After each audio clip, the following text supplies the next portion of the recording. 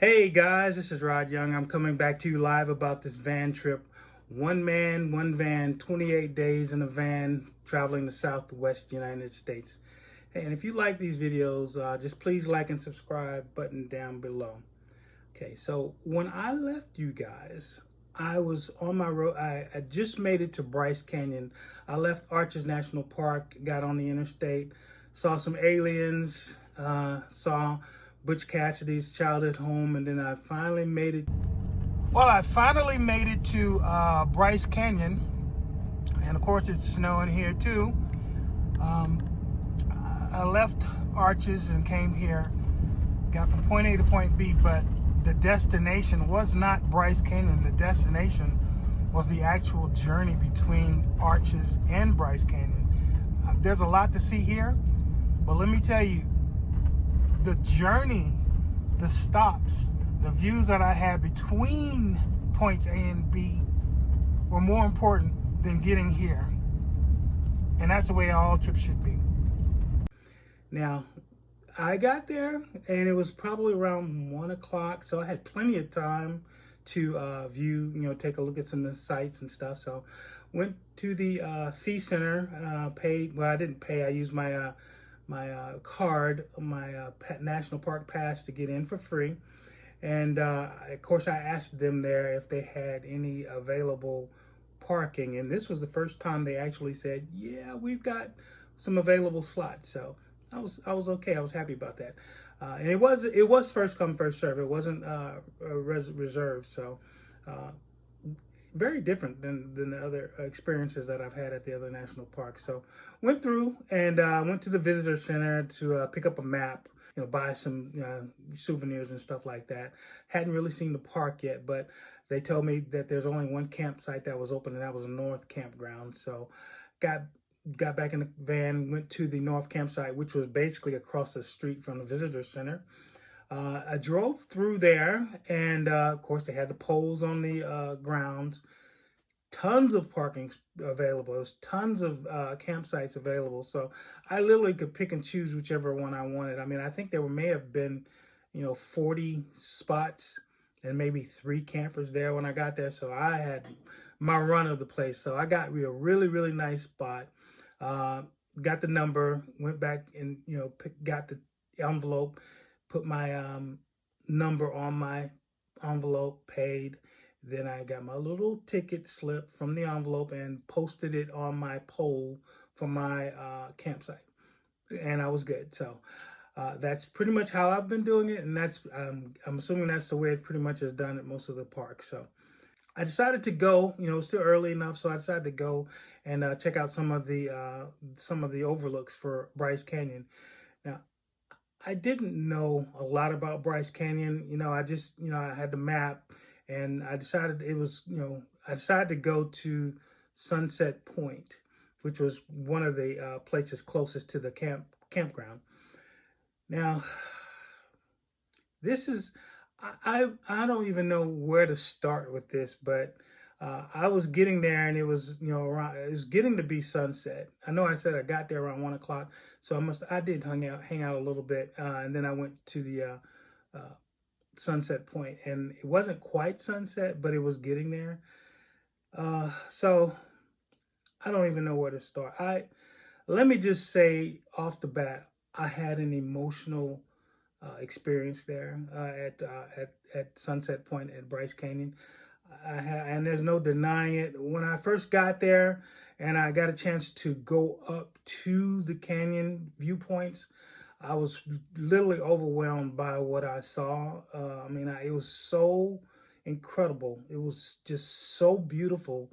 I was completely taken back. I'd seen Grand Canyon, I'd seen, some of the other places, and they're all beautiful, but there was a special connection with this place, and I can't put my finger on it.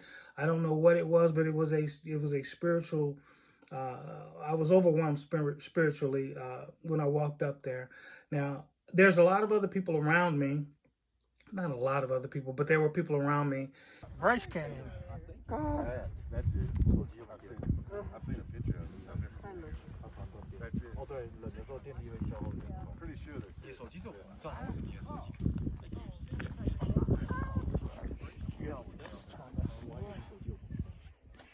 think I got it.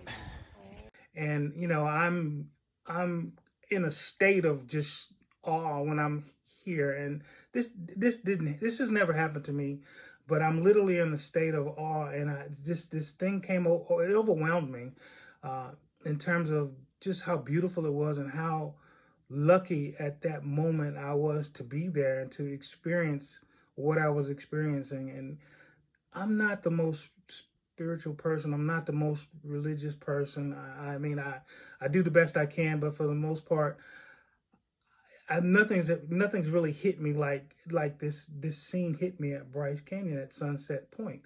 So, you know, I'm enjoying it, you know, and then I'm trying to keep it together.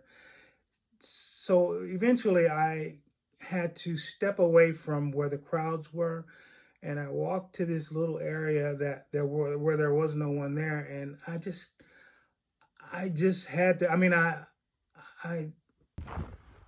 Well, guys, I made it to the actual Bryce Canyon. This is amazing as well as Grand Canyon. It seems like it's a lot more intricate in terms of pieces inside the canyon. You know, thousands of little canyon carvings out here. It's really beautiful. I came from Arches, which is amazing, and now I'm here. But again, the journey was the ride between Arches and Bryce Canyon. There were so many stops on Highway 78 with these amazing viewpoints where you could see hundreds of miles away. I mean, it was just incredible. And I think a lot of times, you know, we're always in a hurry to get from point A to point B in our day, and I get it. You know, everybody's trying to do what they need to do to get what they need to get to survive, and I get it. But sometimes you have to ask yourself, what is it all really about? I mean, what are you doing all that work for? I mean, is there going to be a time where you're going to just say, you know what? Let me go enjoy this. Let me go do this. I mean, life is too short to not do what you want to do now, because you don't know whether you're going to be here tomorrow. And I don't want one of my deathbed regrets to be, dang it, I should have went to Bryce Canyon. Dang it, I should have went to Arches. Dang it, I should have went to the Grand Canyon. Dang it, I should have went to Hoover Dam. No, I'm going to do everything I need to do now. And I'm going to take it with me. But I'll leave some memories. These pictures. I had to talk about it. And I was recording, you know, the pictures and stuff and how beautiful it was, because I really wanted to capture this. And I know I still didn't do it justice. But while I'm recording this, I'm going off. We are really a sum total of our life experiences. Who we are, who we become, how we feel, how we think, all are based on our life experiences. And the memories that we have with people that we love are more important than any material wealth. I mean, if you think about this, in the Midwest, when they have those tornadoes that go through these small towns and they completely decimate these cities, and the people come out of their I guess they're called, I'm not sure, I can't remember what they're called, but they come out of their bunkers and they see their houses are completely destroyed. And do you know the first thing they do? The first thing they look for in the scattered debris are pictures. They're looking for pictures of their babies. They're looking for pictures of their adult children. They're looking for pictures of, you know, of memories. And the reality is, that's really what this is all about. I mean, that's what this brief moment in time that we have on this planet is really all about. Being able to share relationships with people, being able to share memories, being able to see God's creation. Look at this. This is God's creation. We're here, and we're looking at it, and we're enjoying it. And that's what it's all about. It's not about how much wealth you have. It's not about how many cars you have or how much money you have in your account. I mean, yeah, it's great to have that, and I respect anybody who has a hustle. But what I don't like is the fact that we're taught in this country the wrong values when it comes to time and efficiency with your time and management of your time. I mean, we're not taught correctly. And we need to relearn that, because people need to see this. People need to stop what they're doing and take a break and do this, because you will appreciate it, and it will help you appreciate the people that are around you, and it help you appreciate the people who you love. How thankful I am to be here and experience this moment. And I can't explain it. I really just can't explain it. But it was just one of those phenomenal experiences that I've never experienced, looking at this beauty like this land. And it took me off guard. It completely took me off guard. I was not expecting that. And I didn't really want anyone to see me, having this experience, because, I didn't really want anyone to see me having this experience. So I kind of moved away from from wherever everybody was, and just kind of went to a quiet place and experienced this. So yeah, there I was at Sunset Point, having an emotional, just overwhelmed emotionally. And it was one of the most incredible things that I'd ever experienced in my life. And I don't know if it was because of the way the sun hit I can't explain it, but I do believe there is a spiritual component to Bryce Canyon, and I'm very convinced of that, considering the fact how it made me feel while I was there. I am very clear that there is a spiritual component in Bryce Canyon, and it was completely overwhelming. So, but I'm gonna keep talking. I'm gonna move on. I was there for a while, and it got dark. The sun had set, so I left, and I wanted to come back. But I left Sunset Point and I went to Inspiration Point. It was beautiful. I mean, the whole place is just gorgeous, and you could see these different rock formations. I think one's called the Window, and one was called the Cathedral. They had something called the Hammer, but you could see all of these formations out there, and it was just amazing. I got here a little later than I wanted to, but I got the sunset, which was really cool. But this gives you some idea of the scope of this canyon. Now, it's not as big as Grand Canyon, but it is just as beautiful. And I'm walking because I can't do a panoramic view, because it's just too big. Again, this is Bryce Canyon.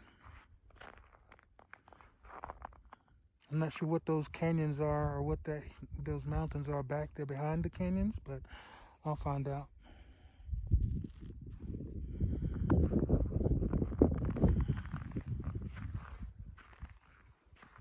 And this view is from Inspiration Point.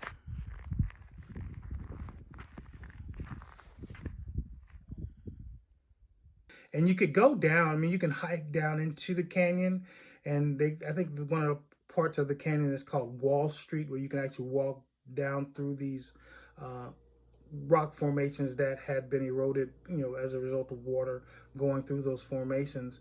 And I didn't get an opportunity to do the hiking because I was only there in Bryce Canyon for a limited period of time, and I didn't think I was going to have enough time to do that. And plus, it was snowing, and I just really wasn't. I don't think I had the equipment to be able to get down there and do what I needed to do and enjoy it. So, but yeah, Inspiration Point was amazing. And by this time, it had gotten dark, and I was, to put it mildly, I was emotionally drained after Sunset Point, and how that affected me.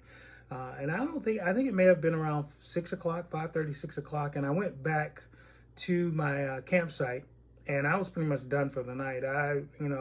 I was pretty much done. So I think that night, of course, I put all of my insulation on windows and on the doors and everything, and got my heater on, and I did have enough propane to last me for a little while, so I was kind of prepared there.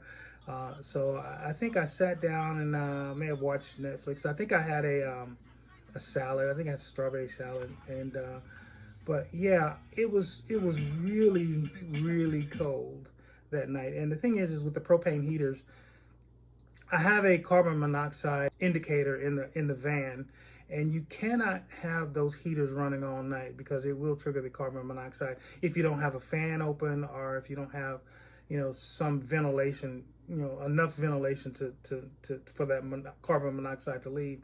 So I'm sleeping, and I did have the heater on, and the carbon monoxide indicator went off.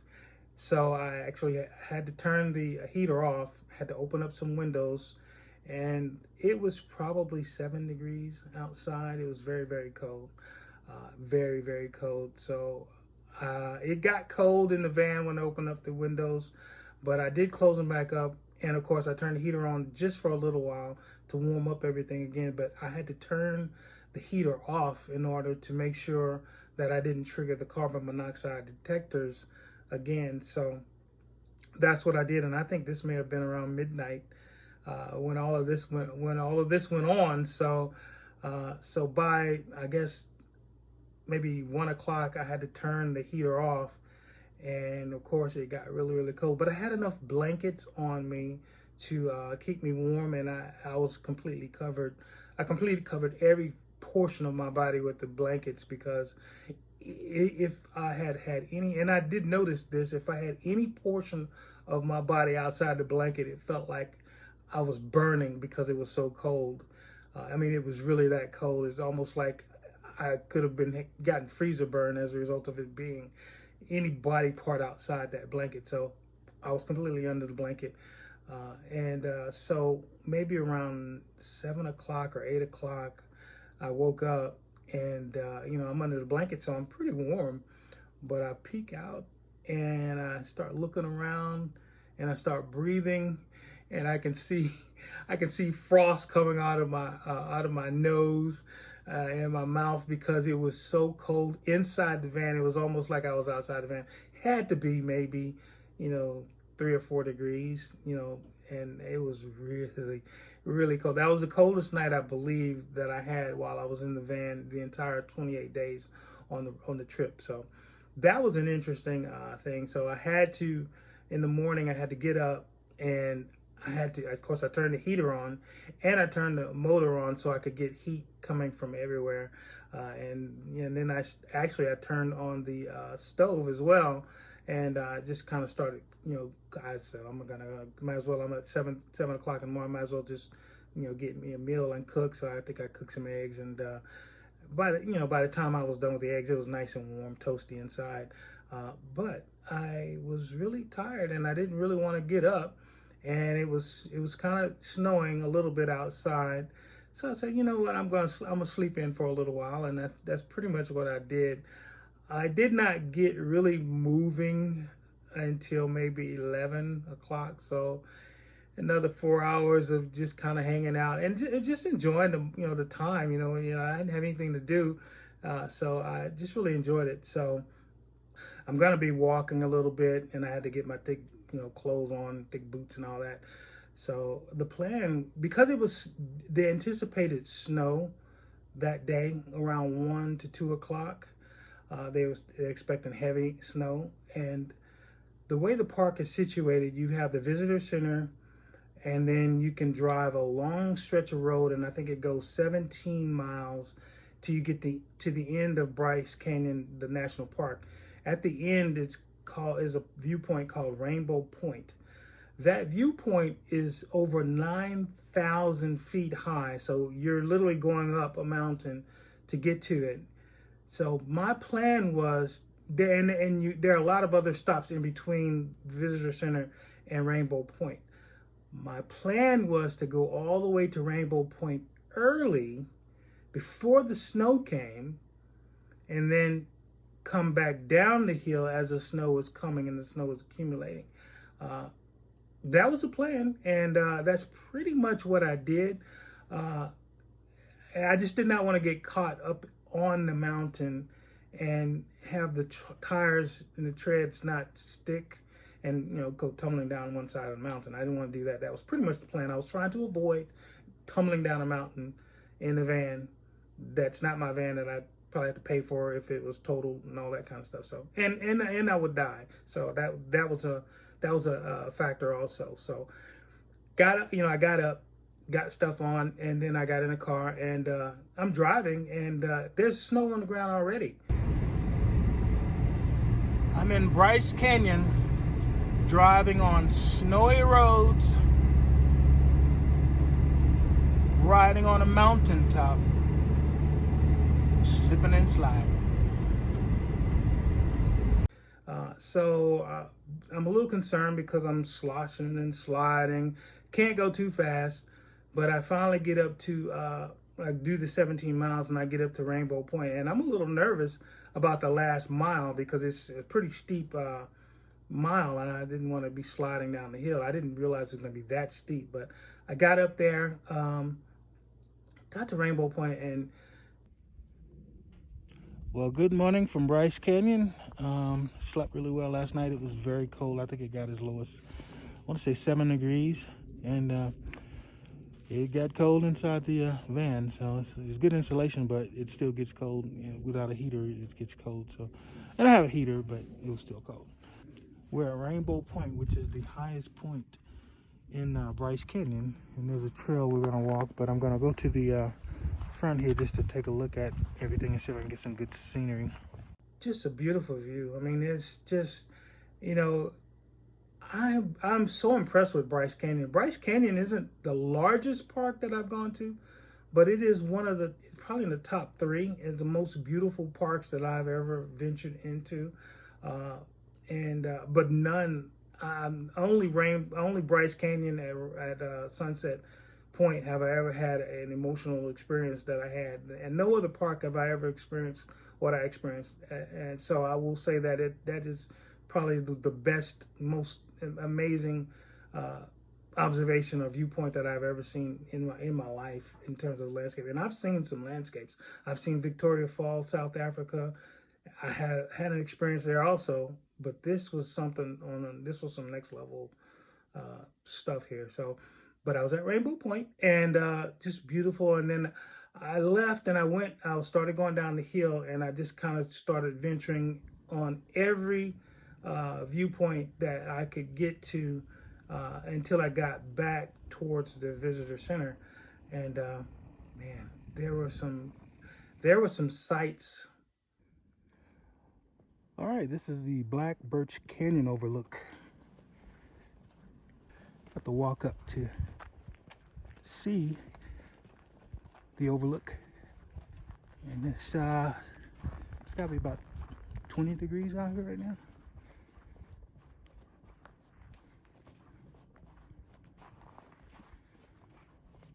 Wow, there you have it.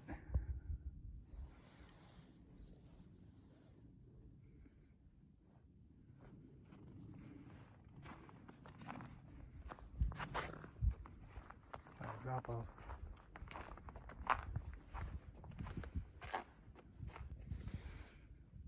And this is the Birch Overlook in Bryce Canyon.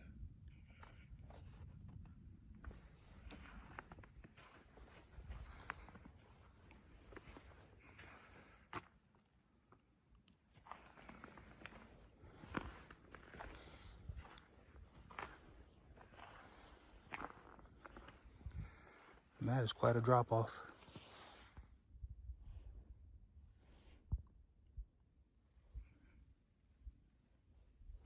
I'm going to climb over this embankment and go down there just to see how far off it goes.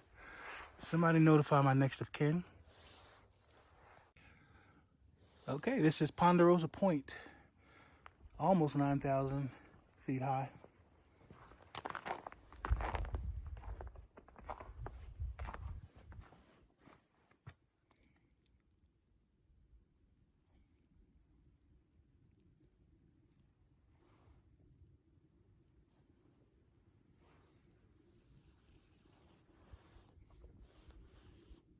Wow.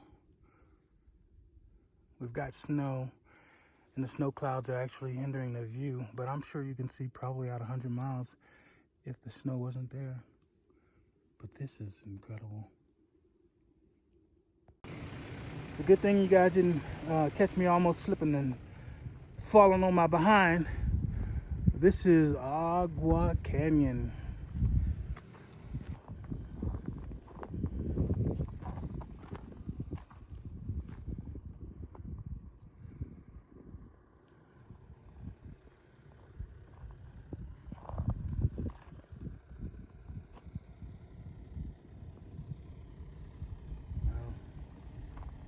Looks like we're gonna catch a little sun here too, eventually.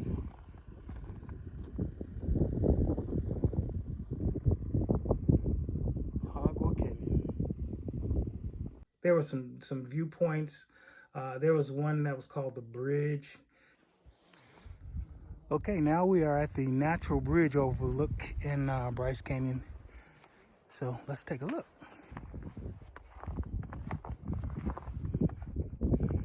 Wow, that's very nice. That's the natural bridge.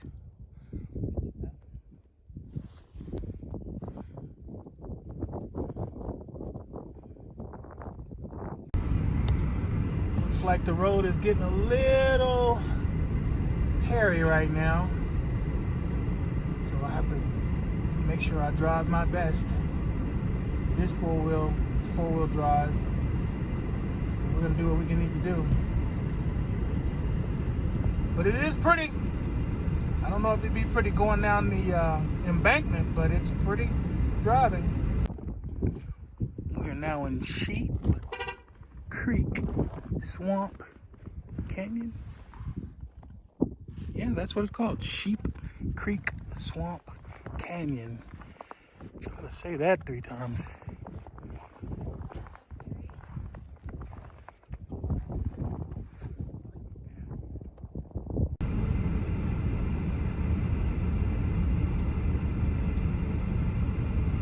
Incredible viewpoints. And you know, people hike.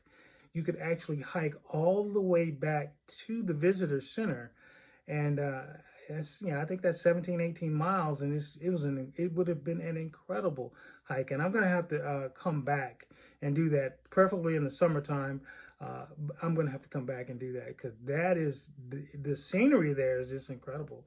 But yeah, I got there. I got back to the my campsite, and just really enjoyed the day.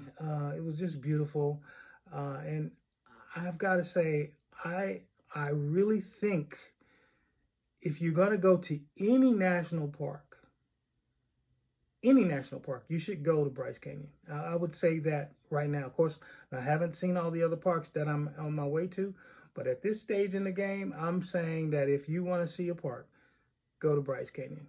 Bryce is so intensely beautiful, and it doesn't take you long to see the whole thing, and you can spend a lot of time there if you do hiking. So you'll really enjoy it, and I advise everyone to get out there and take a look at it. And the thing is this world is so beautiful.